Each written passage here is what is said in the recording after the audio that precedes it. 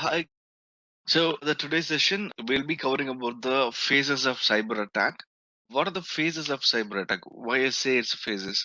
The attack does not happen immediately, or it's not happening on a fraction of a second or end in a fraction of a second.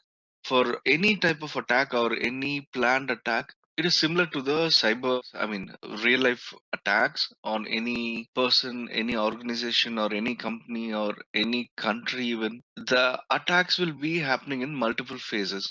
The initial phase will be reconnaissance, understanding, gathering information about the target, studying more about it, understanding more about the target we about to attack. So we talk about things in detail, and so with this, basically we try to manipulate things, and we try to download some other tools, some freely available tools, which can help us to understand more on the cyber attacks. Okay, the objective for today, what are we going to take away from this session? We'll be understanding the basic concepts of cybercrime and what are the types of cybercrime, the techniques and phases of cyber attack. Why do we need to have an enterprise-wide security framework to ensure that everything is secure, and the frameworks and any guidelines and policies which are available for us, it's only help us in defending the environment. So no other guide, no prescriptions which is freely available or which is prescribed by any other body which is completely offensive in nature. So the cybersecurity for us, 90% of the goal, 95% of the contribution from every community and every general body who takes care of the cybersecurity restrictions, cybersecurity enhancements, they provide defensive security guidelines alone. And only the remaining 5% of people who work on offensive security, who try to go offensive on their own organization. We'll talk about the hackers and what are the different type of hackers available in it. And I'll take you to a NIST cybersecurity framework. As we see that NIST is available on almost all of the domains. They provide guidelines on cloud computing. They were providing guidelines on the cryptography as well. So NIST is almost an integral part of any domain of cybersecurity. And we'll be talking about the cybersecurity framework, which is specifically available for defensive framework one. And understanding the basic concepts around incident response. So what is an incident response, and what are the steps we need to take, and what are the ways we can get ourselves prepared for any type of incident, and how to respond to it. Cybercrime is any criminal activity which involves computing devices or anything which happening over digitally. There is even any kind of crime. If you try to start bullying someone, if you try to attack someone in the physical world, obviously the person will get hurt physically. They might be bleeding, or they might be injured, they might be the same thing which can also do on the cyber world. We can same bully the person, we can attack the person, we can injure the person mentally. What happens when we threaten him over the emails, chat messages, over manipulated voice calls, or we keep on hearing that there are multiple leaks on various celebrities? What happens when we defame them? Obviously it's like injuring or attacking, or physically, not in the physical sense, it's in a cyber way. The mentally we are targeting some person, organization, or even on countries. So, as a meaning, what described on this slide, criminal activity that involves computing devices such as computers, tablets, phones, IoTs, network devices, or network. So, to be simply anything and everything happening, any crime which is happening over digital network. What are the examples of cyber crimes? Cyberbullying, threatening someone, or hacking someone's account, or defaming someone, or consistently. You can also see the multiple games we heard about, the Blue Whale game or the Momo games.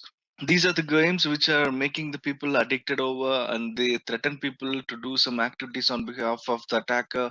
Even most of the scenarios, I mean, most of the kids and teenagers, we see that they even go to an end where they even sacrifice their life. What are the other things can happen? Identity theft, losing your identity, or someone stealing our identity. As I already gave you an example, that someone applied for a bank loan on behalf of myself, wherein I received an SMS stating that your application is successfully processed. So anywhere, because even as a security professional, we need to make sure that every data which is available on the internet to be protected, and that has to be taken care. Please also, there are multiple guidelines. Instead of following the multiple guidelines, we just need to follow the instinct, basic instinct, what our mind says, what our heart actually feels about. sharing something on in social media or sharing something on the internet for checking a person. I mean, it is obviously very easy for anyone can steal an identity like your SSNs, your other cards, whatever it may be. Anything can be taken off. There are various tools, multiple tools we can get from the internet, which are freely available. The open source intelligence, a lot of tools for gathering information. I believe the site is Petra.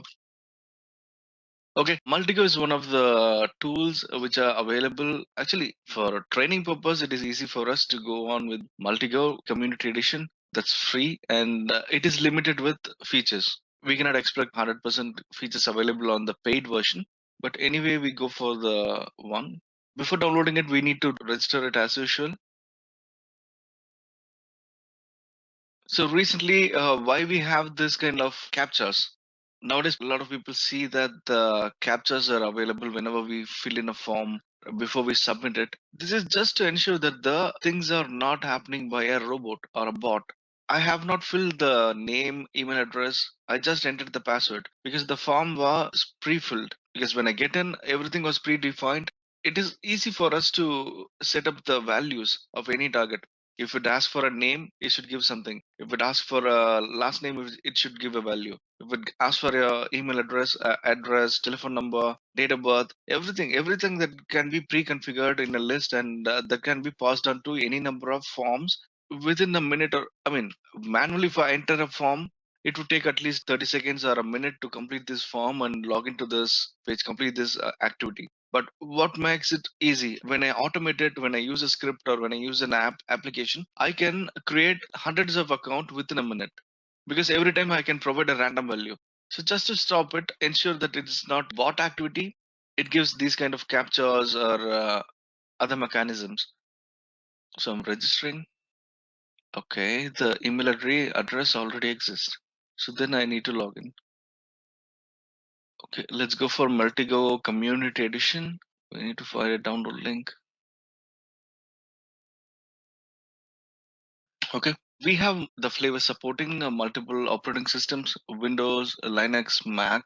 So I'm choosing Windows. Actually, I don't have Java to run it because most of these open source softwares which are freely available are written for Linux because we don't find much of the testing tools or offensive security tools for Windows platform. But even when we want to run it, most of the applications need Java support. So just to make sure if some of your tools which are downloaded by on the internet and they're not working on your platform, please make sure that you're using a latest version of Java installed. And here we click on the download. I'm downloading the exe file along with the Java executable. So it's around 160 MB in size. Okay, this is an identity theft where we left and cyber terrorism. As like the real world, everything happening over the internet, people spreading some activity which are related to their community, or people convincing them to join digital army, or any kind of crime or any kind of terrorism activity, terrorism kind. Not only attacking, like convincing people to do something, creating and publishing the games like Momo games or Blue Whales. Those are categorized under terrorism. The computer viruses that's more frequently available, just to make sure they are damaging our system personally or anything. It may be a smartphone or a computer or a desktop, whatever that may be. What are the categories of cybercrime? The computer systems, where the target as a technology, and other thing, the technology as a weapon. The tools which are available for us and the tools which are we demonstrating, these are not software simply. We call them as weapons. Weapon can be used for protection and as well as destruction. So we are using these weapons for, I mean, the purpose, how we use it. The computer systems, network, and any kind of personal or business enablers. There are a lot of things. Even there could be attack on the pacemakers.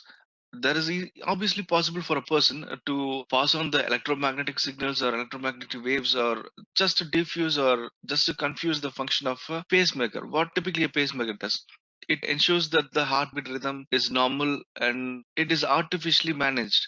So when manipulating the things, what could cause it? It can definitely hack a person's life. So the each and every technology can be remotely handled or tackled or taken down or manipulated in any way. So that purpose of an application which was actually designed is make sure to be a good or to cause something good for the maker or for the general public.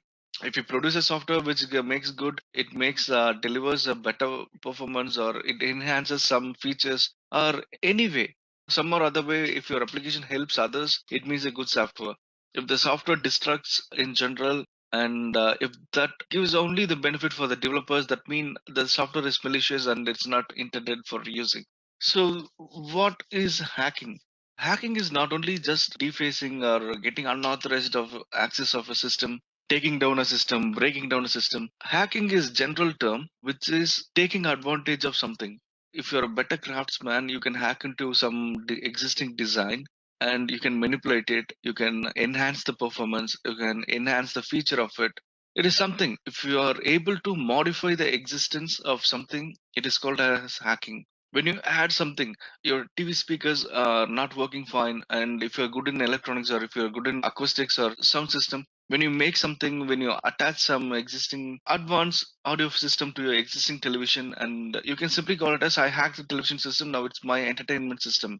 It is no more a regular TV and audio system, it's an entertainment. So similarly, when you enhance or update or modify the existing performance of a particular thing, it's called hacking. But in the real world, we use the term hacking as a wrong sense. That means obviously the people hack me, the people will damage us, the people will destroy something. Nowhere like that. Depending on the purpose of hacking, it differs.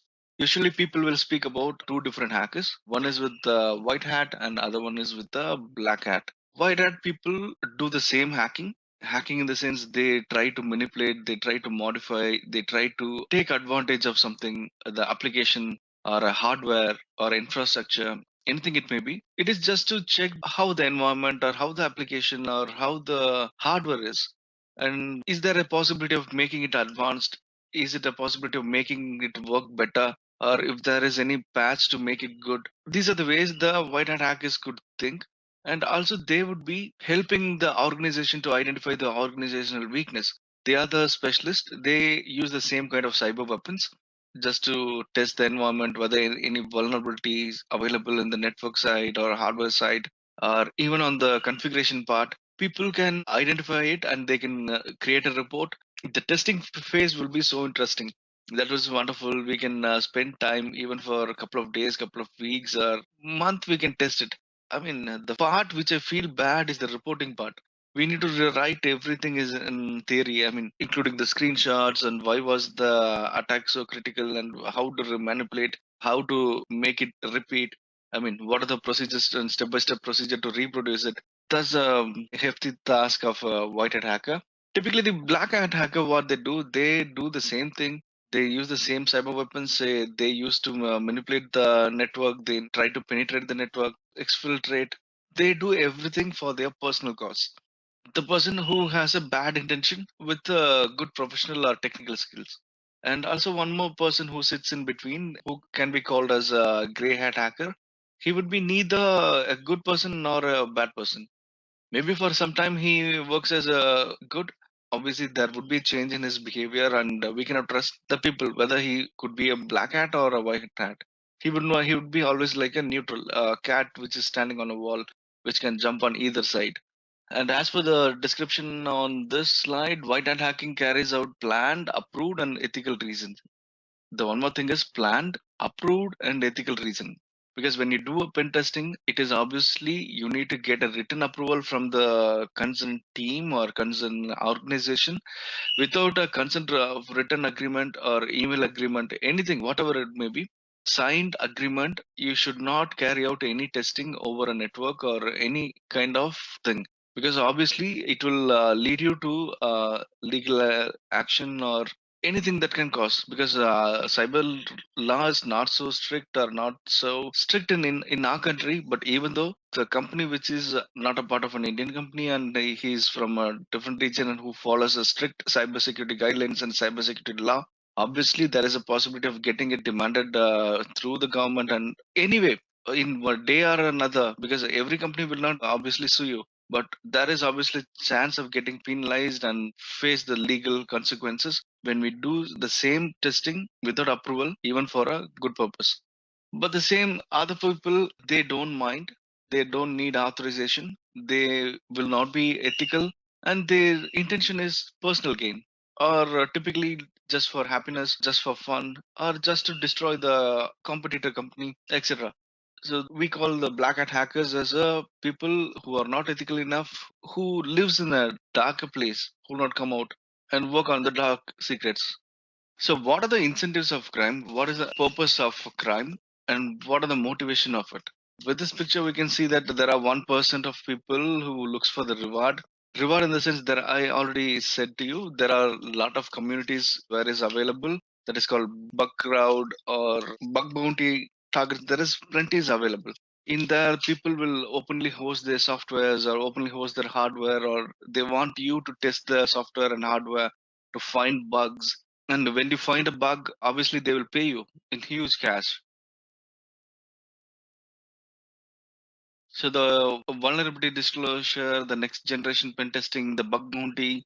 The bug bounties are where we can demonstrate the ethical hacking skills and make it cash. Because usually these kind of hackers will be paid well on the organization. But even as a part-time, you can do it. The other percentage of fraction of people, 51% of people doing these activities, the intention of it is for the fun and thrill. People even does not bother carrying the money, fame, or something. They carry this only for thrill and fun. Typically, what even some people do that if there is any site is challenging, or any site is complicated, some people even say that my site is 100% protected or my company is 100% secured. It is easy for someone to try his skills on the web application or the real enterprise network or the cloud network, just to make sure that he is able to breach it. If he's able to break it, what happens? There are a lot of web pages where we can find like pastebin. These are freely available pastebin, some kind of online notepads where people steal the credentials and post it on the internet. Look, when we search for it, 1.4 billion clear text credential discovered in a single database pastebin. For example, we can try opening any of it. We are not sure how confident it is. Okay, this is seems to be looking like a script which automates some kind of attacks. Excite process fake. For example, if the email address and passwords are freely posted on some place, how the raw data looks like, it is easy for anyone to compromise a network, and you can simply publish it on the internet. When the credentials are out, it is easy for any person who can get into it, get access into it. So nowhere the digital network or digital devices are 100% secure. And as we see that 51% of people working for fun and thrill alone. Only the 19% works on the money and the gains, what they gain, and the 29% of moral issues. This is the simple chart which explains why the attacks are happening, what is the intention of it. And cyber attacks making news every day, not only a single day, every day news. Contents which are seeing here would be maybe from 2017, or maybe this was designed 6 months or 1 year ago. Even you people might hear the Pakistani banks got hacked. When you simply click on a cyber attack on a news, banks in cyber attack, no, November 9, cybersecurity access needed for better practice. UK will be hit by a category 1 cyber attack, says the government. These attacks are publicly disclosed. I mean, they inform that they are getting attacked. I mean, they will be informing that you'll be getting attacked. So the everyday the vectors and the weapons the people use are more complex and more sophisticated, and that can do huge damage. And I can tell you an example. A bank from America got hacked because it got partner with a bank of Bangladesh. That comes under the operational risk. I mean, business logic risk. Because without the due diligence, the bank from America got contract with bank in Bangladesh for financial transaction and everything. So what happening between the Bank of America, or the bank from America trusting the bank from Bangladesh, so the network between the Bangladesh bank and America bank could be secure. They might be having an IPsec tunnel or a VPN tunnel, or they might be having an MPLS secure connection. Any type of network connectivity between these two banks could be secure.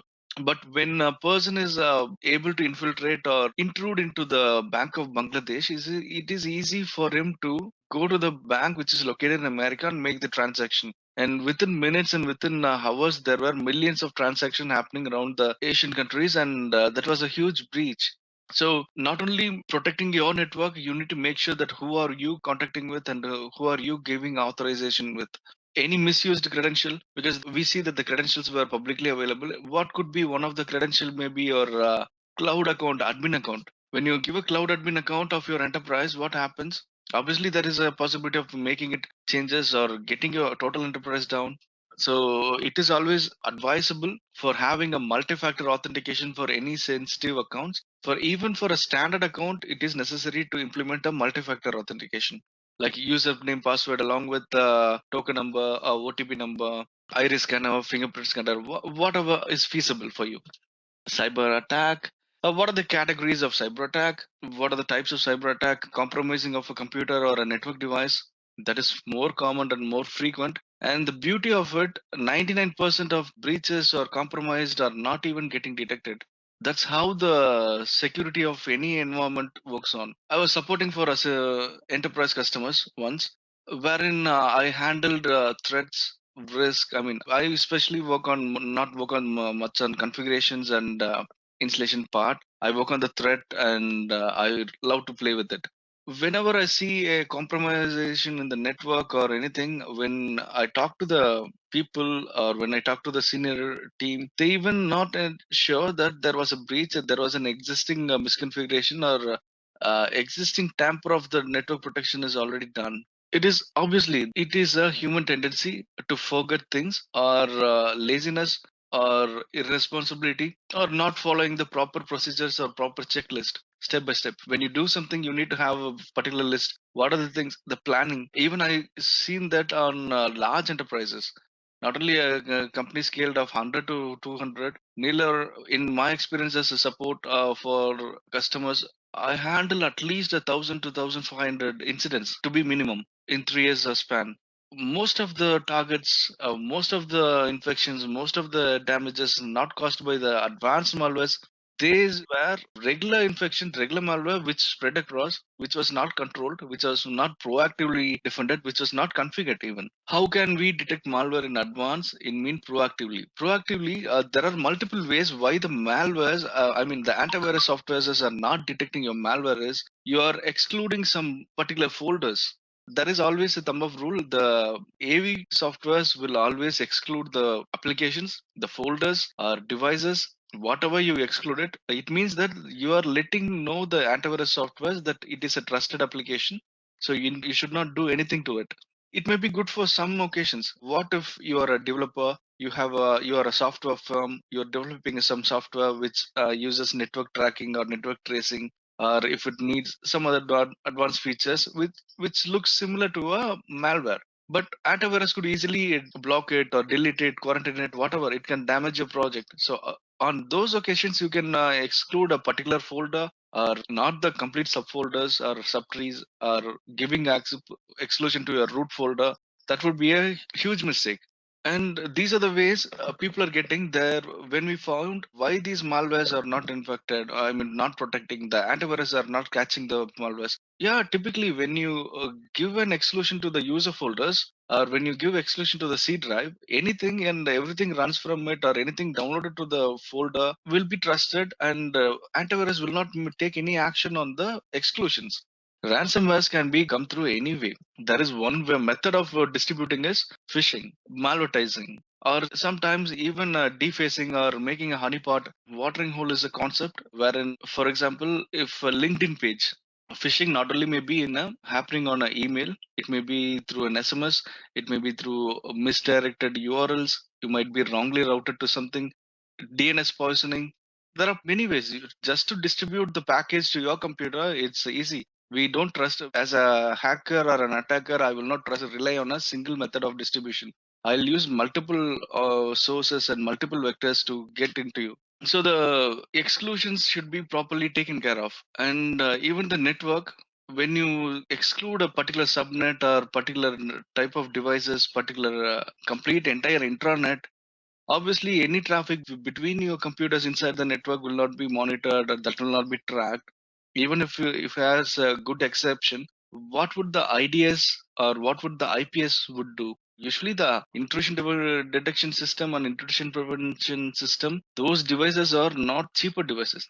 those would be more costlier, and having a high budgeted devices on it and misconfiguring it obviously lead for, I mean, misconfiguring it or not configuring it bad, it's just like there is no device in between or no protection in between, to be simpler. So again, disruption of service, we can take down one of your DNS server or deface your general login page.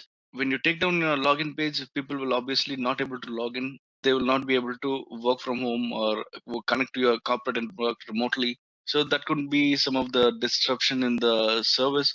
Data theft we've seen multiple times. Any data, whatever it may be, your personal data, your customer data, your company data. Even a company can decide the data is not worth and it is useless, but that could give so much information to a hacker or so much information to the competitor. So the classification of data is so much important. So that's why we can categorize it. That's how we can protect it. Even if the data is not required, it's not valid, and it is no longer important to you, proper disposal of data is important. If it's a printed material, you always use a shredder and just chunk the papers out wherein no one can arrange it back and read it. And even if you want to erase it, there are multiple ways to securely erase the data from your computer. Simply deleting it, and if it goes to the recycle bin or getting it back from the recycle bin, even a kid from first standard or second standard could do. But even for deleting some file from a computer and recovering it using a data recovery software, there are multiple. To be easy, everything is available online, and most of the tools are freely available. So there are, when you call for a data recovery or when you check for a data recovery, you get multiple softwares wherein you can run on a particular sector of your hard drive and recover the data which was accidentally deleted or intentionally deleted. It is nowhere safe. So injections are more common, more frequent. When you take as a web application, obviously they are injecting the query strings or injecting additional script code on the regular program. The cross-site scripting or cross-site forgery attacks, both are similar to the injection type. They are just injecting unwanted or a malicious code in your existing working regular program. But in a regular Windows based application which is already installed, there are people have technologies or techniques to inject in rogue DLLs, rogue EXEs, or rogue OCX files, any supporting file that can be injected on a normal EXE file which can perform malicious tasks. It is not recommended to have more than one or two softwares because we don't want to reduce the performance. Combination of two antivirus is not good, but if you have antivirus installed and if you have a anti-malware component, I mean if you have a intrusion prevention system or any other technology of protection is installed that needs to be installed, that can be done. But having a two different antivirus, what will be happening is for any type of file accessed or any type which is in memory, two applications will be scanning the same thing. There is a possibility of getting conflict between these two applications that might reduce it. And my suggestion would be not having softwares for the same purpose. If your antivirus A1 takes care of only about the antivirus, you can take care of it. You can install it. If the antivirus 2 specifically designed and it works only with the spywares and adwares and it will not interfere with any of the antivirus 1's activity, you can obviously have it. And advanced persistent threat are not so common to the civilians or small to medium scale enterprises. These APTs are so advanced and these are developed by highly trained professionals, and it will be mostly a state sponsored or a country to country attack or a country to large organization attack. So on those occasions, the APTs will be come into place. But you will not find it on your computer, and even if it's on a computer, we will not know that whether it resides as a malware or not. It will not work until it gets. I mean, most people might seen a movie like Holiday or Tamil movies, Tupaki, etc., wherein people call as a sleeper cell, right? These APTs will behave exactly same to the say sleeper cell. It will be in your computer. It will be on a network device. It will be on multiple parts, fragmented across multiple devices. Until you receive a command, it will not function. Even for years or months, it will be stay inactive. Compromise of a device. What are we going to get from compromising a device? We'll be getting the full control over it, and we can do anything. If I have a full control over a computer device, I can restrict access for other users, or I can do additional tasks which are not intended for me. I mean, which are not I'm designated into. When you have got, I mean, for example, when you have root access, admin access, power user credentials, anything you can do that. For elevation of privilege, elevation of privilege is nothing but from a standard user or a normal user, you are getting yourself as a super user or a power user. I mean, your privilege of the user account is getting increased. So what happens? The outcome, once the control is achieved, it gives a huge power to the hacker to carry on multitude of attacks. So when you gain an administrator account, you can use the account to take over other systems on the network as well. So getting compromising a single device will lead you total network down. As a security saying, there would be always people say that you are as strong as your weakest link. Every link has to be strong enough just to hold. So if any one of the link is weak, obviously the chain will get broken. It is always mandatory to treat each and every device and every node or every host connected as a weakest chain, and we need to treat them as a weakest chain and to protect them as much possible as we can. So the disruption in the service, what we can have disruption in the service, we normally the service will not function properly, or there is a poor performance in the service. So what are the outcomes? System failure, system downtime, revenue loss, reputation loss. Reputation loss, yeah. For example, when the third party tries to log in to access, I'm using Office 365 as an email. For example, if I'm not able to log into the email online and I'm not able to send or receive emails, or even if I log into Gmail or not, that could be a reputation loss. The fitness tracking app, that was also known that when a GPS enabled tracking device which gave the exact map of what are the infrastructure, mostly the Google Maps or any other mapping network, that will be highly censored, and you can only see the civilian information on Google Maps or any map which is freely available. Even NASA have published this map, but the maps are censored. Any military or any confidential information will not be available. But these kind of fitness apps which are connected to a GPS enabled fitness device, obviously a person can track how long or what is his physical activity and what are the areas he moves, just to make sure calculating the right amount of information. But that was stolen, and it was helped bad guys to track exactly where he goes and what is his office locations. If a person typically from 9 to 5 Monday to Friday, he is being in a particular location, what it is easy for us to guess. 9 to 5 on a particular location from Monday to Friday, every day, every week he goes. Obviously, that might be his work location. So tracking his GPS location and tracing out where exactly it goes, where are the areas he rounds. With it, we can give a visual map of it. Okay, this is one of the tool which I was informing you, that Multigo, which has multiple editions. We are using the Multigo Community Edition, which is free. But just to run it, we need to have account registered, and it will not have complete features. I should be receiving password in my email, so I can check what was the offer at the time. If I want to pursue a course on blockchain on Jan 2017, it was around $399. Okay, I can compare it. What is the exact growth it is? If it's costing $300, why it was cost $99 extra at the time? Or if it costing $500, why it was costing $100 extra at this time? So for gauging performance, financial status, or what is the market value of a stock at the time, we can compare how, what is the growth and what are the changes, what are the major plans which made the company to grow or company to destruct. So we can use one of this wayback tool. These are types of reconnaissance. So objective of an ATP, what it is, it's a long-term reconnaissance. It will stay in your computer, it will stay stealthy, and not an antivirus or high-end appliance can detect it, because it will not function. When the ATP is split across, a component 1 is residing on computer 1 and component 2 is residing on computer 2, for example, if I scan only the component 1, I would not find anything from it. The component 2, I individually scan the component, it would not work on it.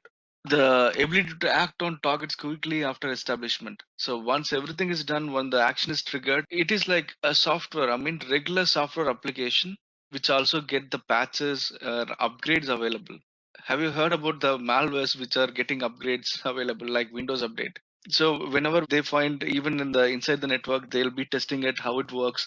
When one of the component is not functioning, obviously it will replace it, it will get itself downloaded, or any of the new modules or improved code or improved functionalities available, it will be automatically replaced. So when it's in the network, it can be self-destructive.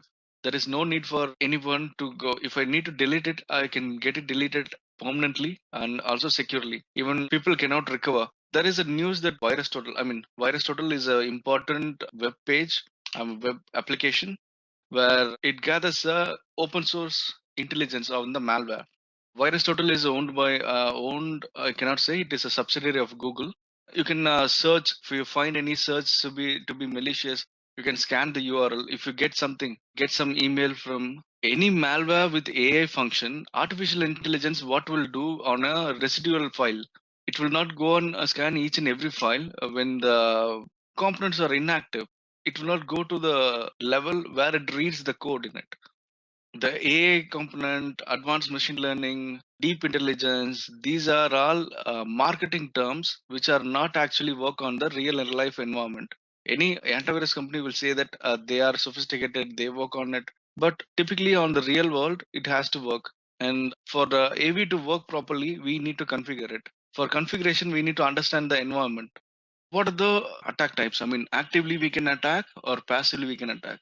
So what we actively do, we can actively we do the intrusion. Intrusion is just penetrating or getting into your network or into your computer, make disruption to the service or your computer environment or making it crash. That's actively you can do it. Some examples for it: the denial of service, high utilization of resources, system resources to perform it, make it perform poor. Spoofing. Spoofing is something like if I got hacked into your computer, I can send emails from your email address. Most people have the tendency of remembering the password on browser. If I get into your computer, I can access multiple accounts. When I open a browser, it will always show the pre-filled, autofill username, passwords. So I get into any of your account. Or even if I don't, I can create some account like yourself and pretend that I'm messaging to someone on your behalf. The passive attacks can be like sniffing, password sniffing, network traffic sniffing. There will not be actively, we'll not be making the participation, but we'll be capturing the packets or monitoring the traffic or monitoring what activity is happening in the network. It is simply like the information gathering, reconnaissance phase, etc. This is spoofing. Attacker alters his identity or pretends to be someone else to the victim of the trust on behalf. If I talk to your friend as yourself, obviously he will trust. And what if I have a similar email address or creating a similar Facebook ID or similar Instagram ID, knowing some things about you? For knowing a person is so easy because when you work on a company, gathering information step by step, say simple phone calls will do. Call to the reception and check whether you're working there or not. If you're working, which team you're there. Just multiple calls or Google searches or LinkedIn's, the open source intelligence like Multigos. There is tools like Scrappy, which will gather information about a particular person or particular entity. The spoofing may be IP spoofing, email spoofing, web spoofing. Spoofing is manipulating or just making a false identity. Fortunately, we have a picture which explains what is a spoofing. Spoofing is also a kind of a man in the middle attack. The person in the left, the spoof IP is 10, 20, 254, 25 at 30. Actually, what the attacker's real IP is 10, 20, 25, 50. This is the IP address of the attacker. And he impersonates, he makes a spoof IP of the same person, and he sends a wrong message or he forwards a wrong packet, he targets something in the network base. Even a simple ARP request or ping request which can be created on behalf of this spoof ID. When I broadcast some unique packet, obviously a TCP packet will have a three-way handshake, and when I initiate the transaction, obviously a return will be sent to the target IP. So if I manipulate this IP with 10, 20, 25, and 30 and send it across not only a single victim IP and multiple IPs, what happens? The reply will come back to the spoofed IP and making it as a DAS attack. For a single reply broadcasted by a different person, the reply will be sent to the spoofed person. So thousands of replies or hundreds of reply comes to the person on a single point of time. There will be a single disruption in the network that can be also done with the IP spoofing method. Or you can impersonate that you're using this message. These sometimes the internet relay chats will use the IP address to reply back, similar to the Smurf attack of the DDoS. Okay, similarly, the destination after the hacker's real IP, and what he sends is he sends from IP from 10.25.50 to the IP address.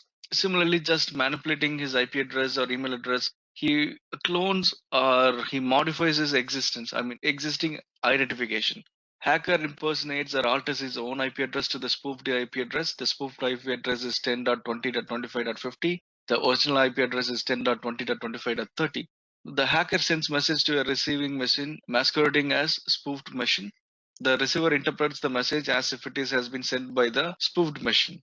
So the real identity will not be visible, but the recipient will think that the person sits in the middle sent the attack actually. I mean, sent the message actually. The receiver replies back on the spoofed message. Thus, the hacker does not actually receive message from that machine. Because in turn, every computer will reply to the sender alone, not from the spoofed one. It is the computers or the network devices not so intelligent enough to identify the spoofs. So email spoofing is simply creating an email account or email impersonation. There are multiple web email security appliances which can identify the email impersonation. For example, what is it? ceo.rkm.organization yahoo.com. The actual email address is .ceo.rkm@organization.com, but instead of it, what it does is ceo.rkm@organization yahoo.com. A hacker creates a wrong ID. But when typically a person receives an email from it, most of the time the email address will be hidden and the first name and the last name of the email will be visible to the recipient. What happens when he got a ceo.rk email created and he creates the first name as the CEO and last name as the RKM? Obviously, the email will be displayed as CEO RKM sentiment.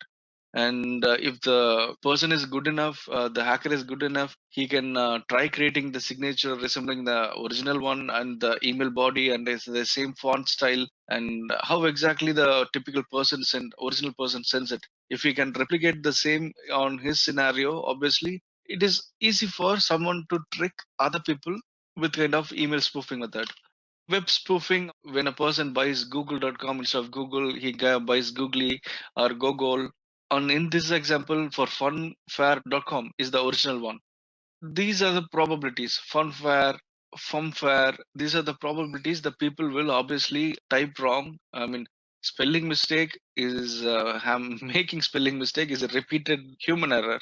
No one is perfect in typing. So obviously, there's a possibility of making it redirect to a different web page.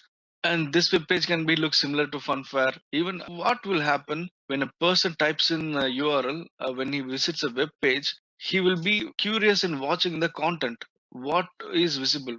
When I go virus total, I will be curious only on the content. I will not be noticing what exactly on the URL or what I type. When I type something instead of Funfair, I typed it Funfair. I came to the same page resembling to the original one. I will not think bad about it. I will keep on browsing in it. If it gives some download, I'll start downloading it. If I want to make some transaction, financial transaction, obviously it's done. So the URL web spoofing is more common. These are all also one of the method where we can deliver the malwares into your computer. Watering hole is also a method wherein a particular set of employees, we track multiple employees of an organization. What are the regular pattern? Are they using Facebook frequently? Are they using a particular Facebook page frequently? Are they using a web page or web blog?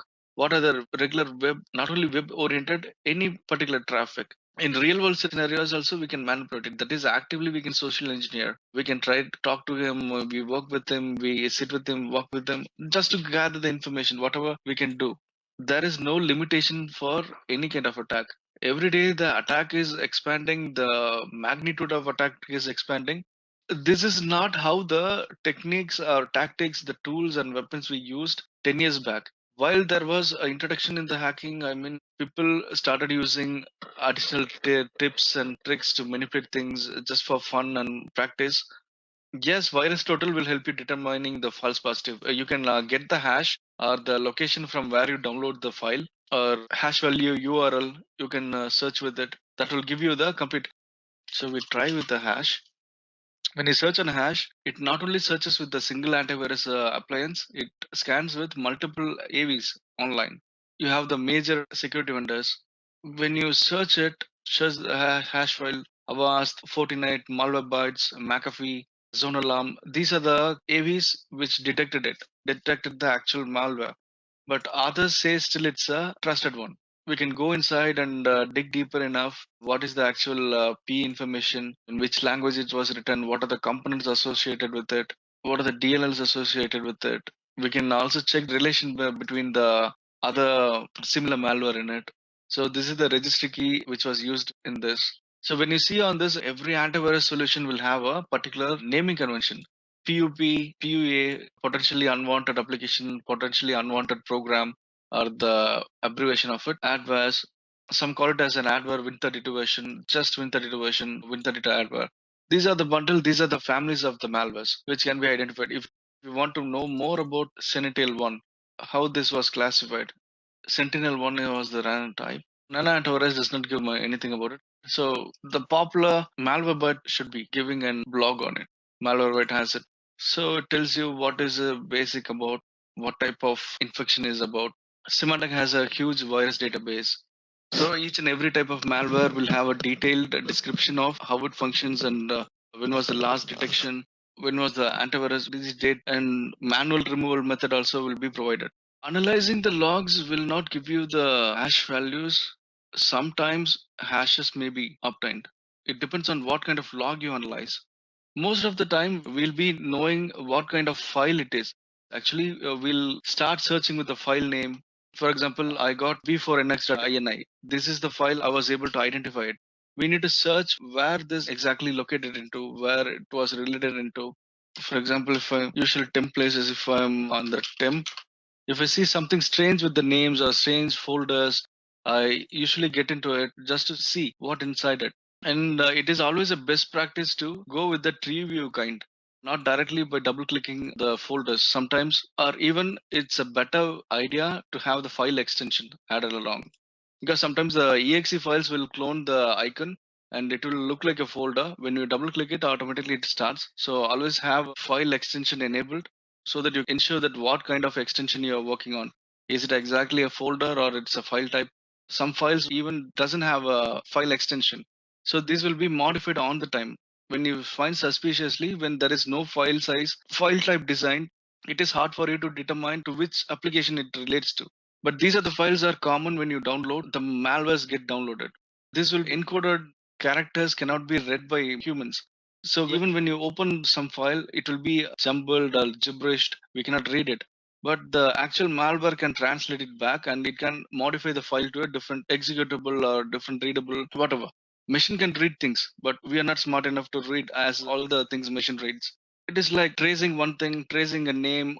With the name, we get some location of it. With the location, we go to identify why this hash is actually available.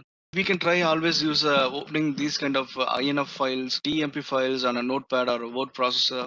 My preferred word processor would be Notepad++, or some my colleagues use Sublime Text. So Malwarebytes gives information on it. Symantec gives information on it. You can even browse through it. There are plenty of sites where we can make leverage of. There are community-wise web pages, applications which can be used for us. DOS attack, we frequently see that. Just stopping the service or reducing the performance of something. It's called as DOS, denial of service. Session hijacking. Session hijacking can be done by manipulating the cookies or session. What is a session? For every transaction, the TCP or HTTP or even a single application installed on the computer will maintain a session which is associated to a user. So what happens? This is some cookie editor, for example. I'm running it on edureka.com. These are the values of cookie available here. So this cookie be related to this web page will have multiple information about me. And when I get this thing, for example, if this is my value for joining, so by manipulating the values, I can definitely modify things. For value of a login session is GA1 dot. This is the one. When I manipulate it with something else, 5047 instead of 4750, I'll manipulate, I'll update and reload. The virus total is not working as per the cookie edition because every time when I refresh, the real value of the cookie is getting changed, but some sites would not. For example, this is how the session ID would look like. Alphanumeric, sometimes it's J session token or some token. When I get this, I can definitely modify it and open it on a different browser. This is the cookie editor, I got it. I'll copy the home page here. It asks me for a sign in username and password. Let me add up a cookie here. Copy the information, UI session. It's gone session. So I made a session. A simultaneous session is not valid. Usually we can capture the cookie session from any of the cookies available and we can clone it as per the browsers, whatever browser we can on live. This is how the session will be hijacked. Usually the session ID will be transmitted. When you enter a password in your network, in your corporate environment, when you type in your username and your passwords, it will not be sent to the network as a plain text or a ciphertext. Only the hash value of the password will be sent across. When the password of the hash value is sent across, we can have multiple decryptors or deciphering text. When we enter the hash value, we can get the similar original text. And with it, we can directly bypass the authentication mechanism of any Windows environment. Buffer overflow is one of the technique which is frequently we can see it on the Windows executables, not only Windows executables, Mac or Linux. What is a buffer? Buffer is a stack or a piece of chunk of memory which is allotted for a particular program. If you have a 1 GB of RAM or 2 GB of RAM, and if you run a multiple application, for example, I'm using a web browser Firefox here. Firefox uses a particular memory location on the physical RAM, or even if it's a page file storage, any storage where the system uses it. And what happens if some application tricks the memory and if it rewrites or changes the memory location or alters it, if a fixed location is given. So this is the room for your complete memory location, and the red portion here, we use the green. This is the actual location of Mozilla Firefox, which is utilizing, and the remaining portion is empty. So you cannot access it more. When a particular memory is processed, this is the allotted memory space. Whenever data is processed, it will be recycling the data. This is not a residual data, it is data on live, which will be periodically changed and actively monitored. So every chunk will have a separate memory address, separate memory address. This is for a process to be functioning. Every single function we have a separate. These are called a buffers on a memory. Complete memory stack, you'll be having buffer 1, buffer 2. We'll be flooding the memory with additional unwanted information. So the green area, which are reserved for other application and cannot be used, only the blue, which is available for Mozilla Firefox, and the black is unusable memory. And this is the available stack which is happening. But what I do, I'll start populating it with the red memory objects.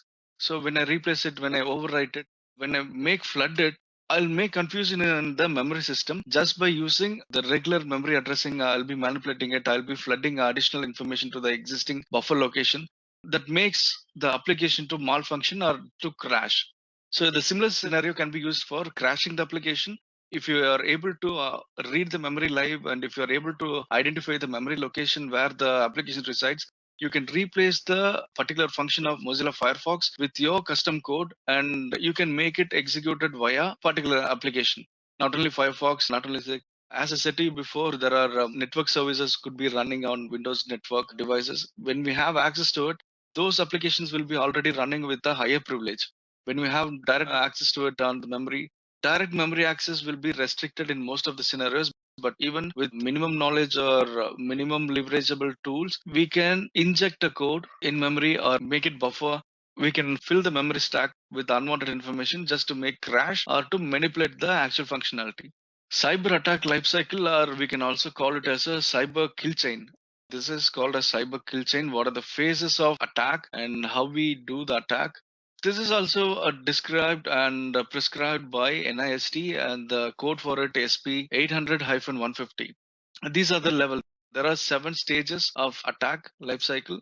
So each and every phase is very much important. The first phase would be reconnaissance.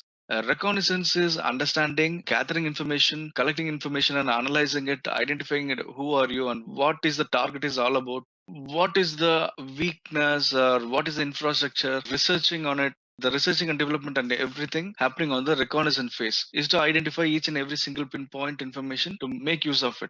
And the second thing is weaponizing. Weaponizing is a phase we'll be particularly crafting a payload. So every targeted attack will have a specific environment in mind. So the attacker will not deploy a Mac-based malware to your Windows infrastructure or Windows-based malware to your Mac-based infrastructure. That will not be obviously useless. If I want to target your mainframe computer, my payload will be different. If I want to target your Linux computers, that payload will be different. After understanding and detailedly gathering information about your network, If the Maltigo comes in, it would be easy for me to show. I can show you like a tree-like view. For example, if this is the computer organization, the Multigo can give you information about each and every folder. This is the category. For example, if ref logs would be a finance department, and under program files might be a IT department under IT subdivisions. You can correlate it with the regular file structure in my Windows Explorer to a GPO or domain structure, how it configured, and what are the operating systems in it. So when I fingerprint the network, came to know that what operating system and what an IP address, what are the subnets involved in, what are the ports open involved in, everything after a gathering, I create a customized payload just for your environment. And after crafting it, I'll get it ready. The third phase is the delivery phase. The delivery phase could be phishing emails, drive-by downloads, or malvertising, or internal redirects, or if I'm able to possibly poison your DNS, it will be routed to a wrong website to download the payload. Or as we've seen that web session spoofing, multiple vectors can be done. Or we've seen in the Stuxnet scenario, I'll copy the malware and throw it outside your company premise. Any of your employee could pick up the pen drive and get it connected on your computer, which is inside your network. So anyway, the malware delivered to it. After delivery, the exploitation phases start. The exploitation phase actually execute after the what the payload is designed is delivered to it. It starts executing. And the phase 5 is collecting the additional information or gathering additional information from the CNC C2 servers, or installing it or making it remotely accessible. What exactly installs? It may be installing a backdoor, it may be a remote access Trojan, or it may be settling up just to give with the elevator privilege. It might be residing in a computer without any action. It might be in rest. So the 6 command and control center will give the instruction on what to do, what are the things to be performed. Because any malware and every malware is designed, the most advanced malwares will obviously need a command and control center. They will not act on its own. When they have no connectivity with the CNC center, the purpose would be simply idle, or if they did not work for a particular month or particular time frame, just like the expiry date. If there is an expiry date, if they are not able to reach the command center after installation for more than 30 days or 40 days, they will self-destruct itself and they will delete itself from the. And the phase 7, once the things are done, when the CNC receives the command and it gets additional packages and installs itself on the network, it is ready. Now the attacker is good to go, and he can do anything, whatever he wishes to on the network, on the compromised environment. These are the 7 steps, layer by layer approach. Initially, from gathering information or identifying or understanding the target, we'll be customizing, especially craft a malware which is specific for the environment. Third, we deliver it, and after delivering it, the exploit starts and it installs a remote accessible pieces of software that ensures stubborn persistence on the target environment. And command and control center on the phase 6, hacker uses the installed bug to launch a remote CNC channel with the compromised device, so the communication securely happens. 7, act on the objectives. So this is the place where the actual user hacker's interference or hacker's motive will be achieved. This is the cyber kill chain matrix. What we seen previous slide, which was almost the same with explanation, but it shows how it goes. So what are the things we can do? Proactive control, protection and detection. That has to be in the phase within reconnaissance, weaponize, and delivery phase. The protection and detection mechanism has to be in place. But when it passes to the stage 5 installation command and center objectives, what we do, that will be reactive. The 2 types of response we provide: proactive response and reactive response. And reactive controls are incident response and recovery on when it crosses the exploitation phase and after it gets installed on the local premise. Reconnaissance, weaponize, deliver, exploit, install, communicate to the CNC, attack on the object. Phase 1, what are reconnaissance phases? Effort of an attacker towards gathering maximum information in the target, in the network information, architecture information, operating system, and other specific information on it. The data can be gathered from public source or dumpster diving or Google search, social engineering, any means, any whatever the means it may be, the attacker will gather information about your organization. So this is the phase where he'll be identifying who are the active users, who are the directors, or who are the IT administrators, and what kind of credentials are used, what other things can be used, whose account can be compromised easily for the first time. So it might be helpful to breach others' account as well. So the objective, what are the types? Active intrusion, they perform the penetration testing and they use the cyber weapons to test in the attack. So passive is already gathering or paying amount or paying some amount and getting information about your company. Actively, if I'm not participating on collection of your data, that is passive. I can use some other source to gather information about you. So what are the tools available apart from the physical human intelligence? A variety of freely available resources are used for gathering and correlating information on it. What are the things? Google Tricks, Shodan, Zoom Census, dark web marketplaces for gathering leaked details of servers and users information. So there are marketplaces available where you can purchase the leaked information of user credentials. Sometimes even hackers can post it on a paste bin where you can use the credentials to try access it. It is most common when hacker steals the Netflix, the Amazon Prime account. These accounts are easily hacked and these credentials are easily available across, and a single account was shared between multiple users. That's happening. We cannot control them, but still it happens. So what are the ways we can mitigate on the reconnaissance phase? There should be a proper detection and prevention control in each and every layer. The system hardening and vulnerability management and patching and configuration manager are the key controls available. When you harden the image, harden the operating system, when all the vulnerabilities are patched, there is no vulnerable, no existing one, and the softwares and the network devices, the applications and everything is configured properly. Configured properly means the right configuration suits for your enterprise or an environment. And also the policy streamlining. In the first phase, we can use the deception technology. Deceptions are nothing but it is like a regular computer or regular device which will be imitating or mimicking the actions, wherein user bots or user tools which they try to penetrate inside the network will think this is also one kind of tool. It's like a toy or robo or someone in disguise to compare to a real life scenario. Someone in disguising as a clown or someone disguising as a house owner. You might be come across with multiple examples. It is something like the same attacks will be also happening on the honeypot. The honeypot will not get damaged because their main purpose is to get attacked and get compromised and get breached. And these attacks compromisation will be logged, and these are a primary source. These are the initial vectors. The honeypots will be kept on the initial layers where the detection will happen, the intrusion will happen. So when there is any alert or any tamper in the settings or configuration with the notification, we can also go for a next level of protection. Once the alert is already triggered, it's obviously of us to jump into the action. The phase two, what we discussed on, this is the weaponization phase. Hacker goal is to create a bot or a Trojan or a malware, whichever suits your infrastructure, specially crafted. If you don't have an email server hosted on your premise, I will not include a component which attacks the Exchange server or a Domino server, or I won't have an additional module which needs to be included in the existing payload. I just target a Windows-based operating system and a Windows-based servers. That's enough. If I see your endpoint computers are worthless, I just need to target your server. Web server would be obviously hosted, publicly hosted, or internally hosted, or intranet. I need to take down. I need to specifically write on the include a package which is on the web server. Servers may be running typically they use IIS or Apache servers. The most commonly. If you use a different kind of web server, I use a specific payload which can take down your web server. The only thing I need. This phase, I'll be understanding. I'll be making a package customly. I'll wrap it up with the gift package and get it ready. So, what are the tools I can use it for? I can use Metasploit, Whale Framework, Lucky Strike. These are the frameworks which are available for us to customize or customizely create package in matter of just few clicks or one or two lines of commands. These are already done. There are in India, in globally, we find more script kiddies. Script kiddies are the people who really want to become a hacker and does not possess programming knowledge or inability to write code, but they are somehow smart. They get the tools downloaded from internet. They go through blogs or go through the darknet to read some articles on how to read. They use the predefined or pre-customized scripts which are available. Even in this session, when we searched on Pastebin, we found multiple exploits written in multiple languages.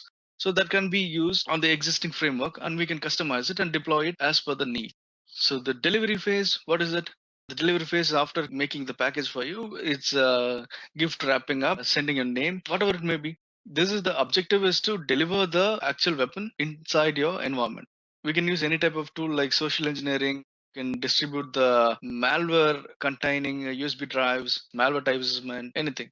So what we can do for mitigation?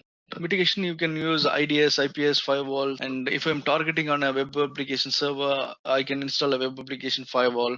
And also, there is a strict security training to be given to the employees. Employees is the very first source and very first misconfiguration we can call, error we can call, because we humans always tend to do mistakes. How many times we do accidentally or repeatedly, wantedly, unknowingly, we'll do something which are not to be meant, which are not to be done on the enterprise, which can take down the server for some time.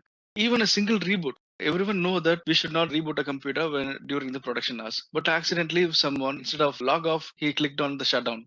Instead of log off, he clicked on a restart. There is a server will take at least 5-10 minutes to get a proper boot up.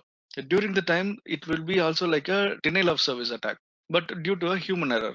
So proper training of about the security and how should we respond to the every cyber incident when we receive an email from a strange person. What are the things we need to look into it? What are the best practices we need to? If every computer is provided with antivirus or some solutions, if they keep on popping up with notifications stating there is a virus or a malware or the antivirus is out of date, we need to educate the user to reach out to the help desk or the service desk so that it will be notified to the right people and we can get into the work and get to fix it. So the training and awareness program is important for any employee from any level. So any human, it's a tendency of a human to make mistakes.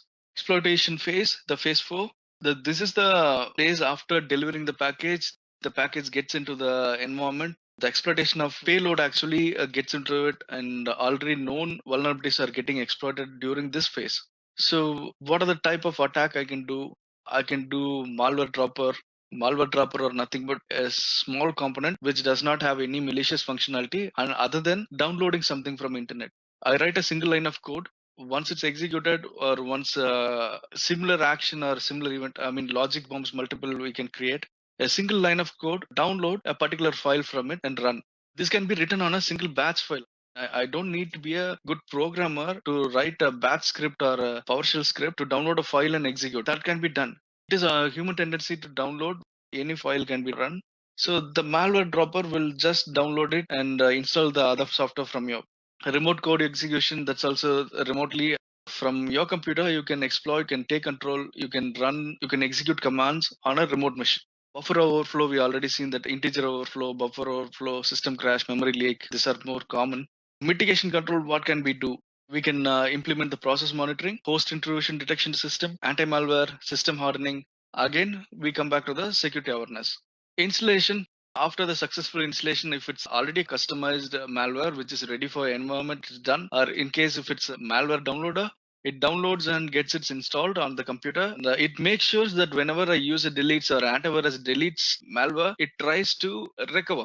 Or if some portion of the malware is deleted, it again downloads it. Or if some portion of malware is missing, it somehow wants to retain its persistence in the network.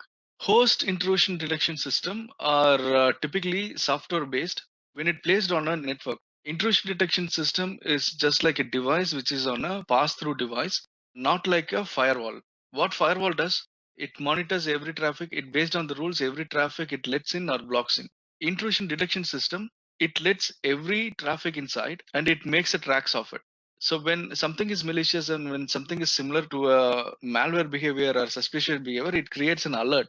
That is the only difference. If it's an intrusion prevention system, instead of alert, it will block. So that is the difference between IPS and IDS. So when the same kind of detection system is installed in a host, that is a application that comes along with the antivirus, for example. So this is one of the antivirus, which is enterprise edition, which is available. You can see that network and host exploits mitigation is one of the component. What actually it does is it monitors the incoming and outgoing traffic, and it also has an intrusion prevention system built in.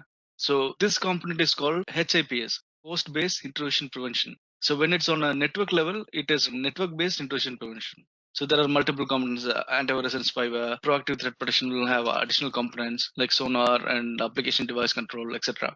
So when it's software, it's software host-based intrusion prevention. So what are the mitigation? The network security control, endpoint security control, server hardening, the server monitoring, user behavior analysis. User behavior analysis is an important task in getting stuff. So, I mean, we cannot always expect the attack happening from the outside. If it's a bad employee acting inside the company, or what if a hacker want to hack into your company? But if he's unsuccessful outside, it is so easy for anyone to get a low cost job when you have a potential to earn lakhs in money. When you clear up an interview, and if you are a fresher, obviously if a company wants to just pay you 10, 15,000, obviously the company would be happy identifying a best person. The HRs even will be happy. I got a best resource for the low cost. So what happens when he comes in? Real intention is not to earn the 10,000 or 15,000 what the company gives in, just to get into the infrastructure and physically. That is a intruder. I mean, insider. When a person acts inside and he acts against your company, not only a hacker needs to be done. When unsatisfied employee, I mean, with the poor appraisals or poor hike, poor growth, anything it may be, whatever the human tendency, whatever things makes a human behave abnormal or go beyond the ethical way. User behavior analytics. Swift incident response is very important in any such an attempt. Swift is nothing but how fast we can react, how efficient we can react. When an incident is notified, when the incident, an alert related to incident was triggered, what are the measures we have in hand? What are the plan we already have in hand? What is the initial step we need to do? And what are the precautionary measures we'll be taking in to slow down the attack? Because it is impossible to immediately stop the attack. It is obviously possible to slow down the attack. When a malware breaches the computer, in a minute it reaches 100 computers, we can reduce it to reach 50 computers a minute, but it cannot be stopped on a single time. So slowing down the computer, and if particular network segment is getting infected, we can take the network down, I mean particular segment down, and specifically we can control them, what happens, or investigation team, incident response team, what they do. There are multiple specialists available. The antivirus specialist, the SIM specialist, the alert management specialist, or data recovery specialist, even the forensic specialist are available on site. How organized they are and how they react and how fast they react and respond to the particular incident. That's called swift incident response. The command and control center, after the installation of backdoors or the malware is previously staged, this is the place where it communicates to the CNC center. We go through the objective. It establishes a connection between the internal host and the external command and control center. Many times the CNC communication takes place in a small, unnoticeable chunk. Hence, the communication is not made often. The frequency of the communication between the existing malware and the CNC center will not be much frequent. Will be like a smaller package, because for a human, we need a message to be said, mitigate the risk. The actual location is there. But for a machine, it is easy. We can program a code. If we receive a number one, start the attack. If you receive the number two, wait for the response. If I receive the command number three, self-destruct. So the size of the message received by the end malware or sent by the, that will be a small chunk that will go unnoticed. For complex ATP, the CNC servers are moved frequently from one IP or another IP. This is not only happening for complex ATPs, even the ransomwares are having multiple servers. Every day the servers are getting routed or keeps on moving. But these APTs will be able to identify the next IP address, I mean next URL, because these IP addresses or web URLs are generated using a hashing algorithm. So obviously the malware will know what would be the next IP address. So everything is pre-programmed, or logically it will make the decision on it. The mitigation, advanced network security control, the correlation between endpoint security controls, user behavior again goes to the same swift response in any such attempt. The plan of action is everything is after getting into it. Finally the attacker will take carries out his work, and the mitigation on this stage is often too late because everything is set and everything is ready for the attacker to proceed. The swift response and recovery is the key, and also it is essential to detect the bug or malware which is communicating to the CNC center. Thing which we need to find it in the phase 5, phase 6 we left, phase 7 it's too late. So obviously we need to plan for some other disaster recovery or backup. That is the plan of action on the 7. The phase 7, it's obviously we say that it's too late, it's almost over. The same thing in a different diagram. Reconnaissance, weaponization, delivery, exploitation, installation, CNC, and action. So what is a layered approach? How depth we can get in? So the defense is not a single tier architecture. It's a multi-tier architecture. Every layer we implement security. So the core is the data. So for protecting the data, what are we doing is data backup, local or offsite, and also the plans for disaster recovery, business continuity is the next layer. The first layer of approach which target attacker needs to pass through is the security policy. Security policy is the first layer which is protecting everything. when the policy is properly placed and appropriately the controls are set, I would not say that it will stop the attack, it will slow down the attack. When the user education and application updates are done, again, it will slow down the attack, or sometimes the possibility of blocking the attack is there. Web security filtering, wireless security. So layer by layer, we'll be defending every segment. So every layer an attacker passes through, the speed of his breach or the intensity of his attack is slowing down. So what are the security controls we have? Email security that will keep on monitoring your incoming and outgoing emails, your data loss prevention or information rights management software to ensure that the data are confidentially safe or it resides inside your network, your network firewall to secure your network traffic, cyber threat intelligence or platform feed. Cyber threat intelligence are commonly available with vendors like Verizon, Symantec, FireEye. These are openly available. We can subscribe to it, and sometimes most of the intelligence are free for most of the customers. Detection response, advanced threat protection, user behavior analytics, intrusion prevention detection, web application firewall. Each and every log from every application or everyday security device are fed into the security events and incident monitoring application, which correlates each and every incident and every log. Why was the particular incident is related? It just analyzes how could this log be compared or correlated, or what is the dependency of the log. With this we can identify what are the relations between the logs from various sources on a particular instant or event. Essential practices, cyber defense in depth. What are the things we need to do? The risk awareness culture, building up, educating the user, building up the awareness, the proper access control management, and also securing your cloud, creating, maintaining your up-to-date inventory. Asset inventory is the main key. You need to know your assets and also the configuration. So be vigilant to the threat intelligence and external, both internal, and focus on security by design. Even from the any design, any network or any new infrastructure design, start including security as a best practice on all the things. Not only the cost factor, the performance factor, the implementation factor, how reliable or how usable it is. Security has to be a contributing a major factor in it. Think about the security and add other attributes to your infrastructure and also your business process as well. Security framework, there are a lot of security frameworks available, and as we already know that we will be discussing on NIST NIST cybersecurity framework, which is guidelines provided by the security leader. So once it's fed, we have the option of making it SAM to live monitor. It can traffic or live monitoring a particular folder or gather information periodically. We can configure as ever we can. Characteristic, it's measurable, cost balance, technology agnostic, flexible and repeatable, and common linguistic. So it should be common understood by every business and adaptable to every business, and it can be measured how much we can implement, how much we can neglect. It can also help us to balance the cost involved in the implementing security in the infrastructure. And also technology wise, we can implement in which technology, which concept or which control we can use. It's flexible for any type of environment and it's repeatable. So this is the objective of a cyber security framework, which is prescribed by NIST.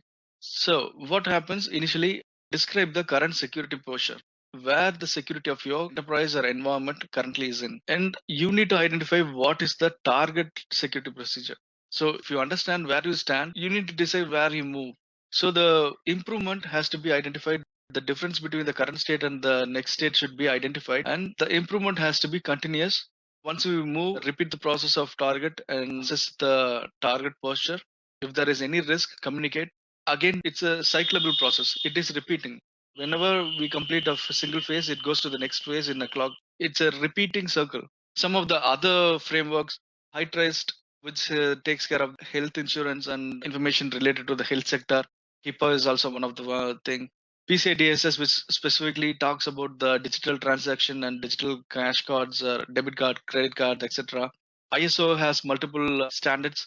27,000, which is on generic requirements on security requirements, what is needed for the organization, and ISO 27002 is on implementing the required controls on the environment. Security system controls, NIST frameworks on the other hand. So these are the frameworks which will provide you the guidelines on how to secure your data and your infrastructure. So these are the key elements of cybersecurity program, considering business priorities, assets and processes, document formal cybersecurity strategy and create a goal and objective on it, define formal framework or risk management controls. If you are not formally able to follow it, there are risk management controls already available freely. can implement readily available security frameworks from it, evaluate what is your current strategy and where you are up to, building a plan, and to understand. Actually, you need to monitor and repeat the process again and again to make the improvements. The improvement from 0 to 100 will not be achieved on a single cycle. It might take 100 cycles or 200 cycles, and the fraction of improvement should be always constant. So NIST cybersecurity framework has components: identify, protect, detect, respond, and recover. These are the 5 steps which are prescribed it. In the identification phase, you need to identify the assets in your management, your business environment. What is your current risk assessment happen, and what is your current risk management strategy? So these are the thing. Identification phase, you need to identify your existing state. The protection, so only after identification you can protect your computers or provide access control, provide training, data security, provide technology, anything. The protection phase comes next. And third thing will be detection. If there is any abnormality, anomalies, there is any threat, the detection phase. So once it detect, the phase 4 will talk about how you respond. What is the response plan? How to communicate, how soon the communication has to be sent to the right team, or if it's a major risk, whether it has to be communicated or cascaded to the stakeholders, or it can be handled internally or externally. So every plans and everything's will be handled on. The recovery phase will talk on the BCP or disaster recovery, or how do we improvise the existing plan. Thank you.